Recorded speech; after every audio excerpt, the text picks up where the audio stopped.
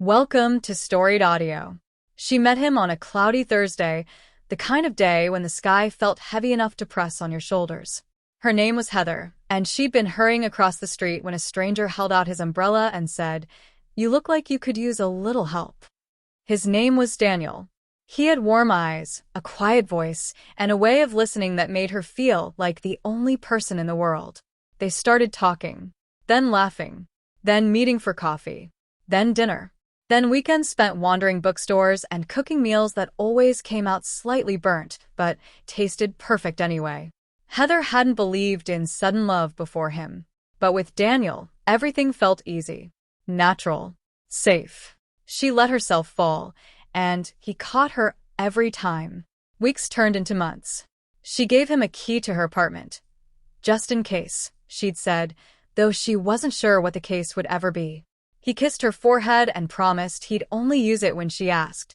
For the first time in years, she felt like her life was opening instead of closing. One morning, she reached for the velvet box that held her mother's jewelry, the only things she had left of her. A necklace, a ring, a pair of earrings. Not worth much to anyone else, but priceless to her. The box was gone. She tore through her apartment. Every drawer, every shelf, every closet.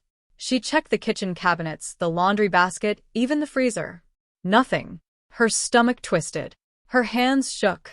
The only person who had been in her apartment recently was Daniel. Her heart cracked in a way she didn't know was possible. That evening, she drove to his place, barely remembering the road. When he opened the door, smiling like he always did when he saw her, she pushed past him. "Where is it?" she demanded. He blinked. "Where is what?" "My mother's jewelry. Don't pretend you don't know." The hurt on his face was immediate, sharp, and real. "Heather, I would never." "Stop lying," she shouted, tears burning her eyes. "You're the only one who could have taken it." He stepped back like she'd struck him. "I didn't take anything. I promise I didn't."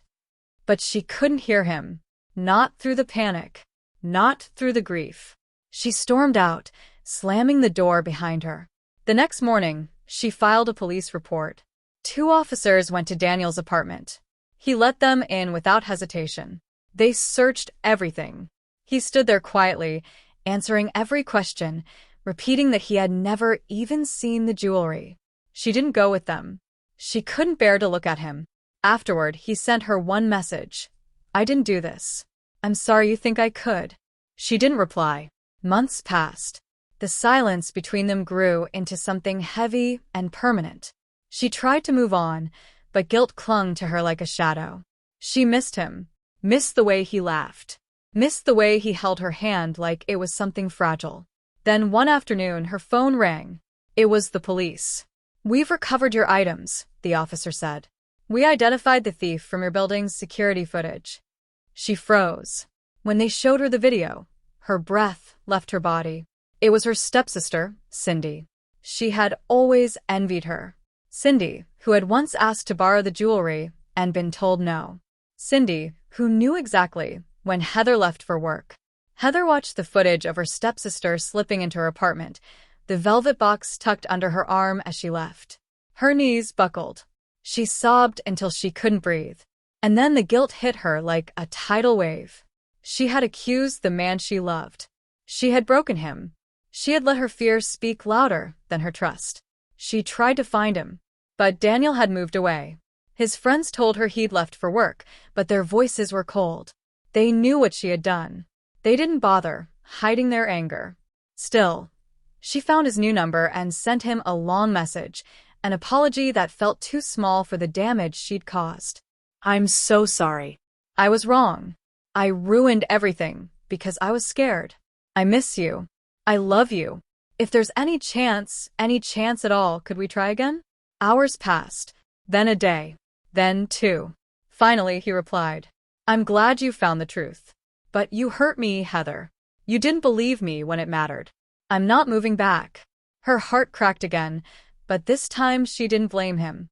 She typed with trembling hands, "Can I come to you? Just to talk? Please." A long pause. Then, "You can come this weekend." She didn't know if he would forgive her. She didn't know if he still loved her. She didn't know if she deserved either. But she packed a bag, got in her car, and started driving toward the city where he now lived.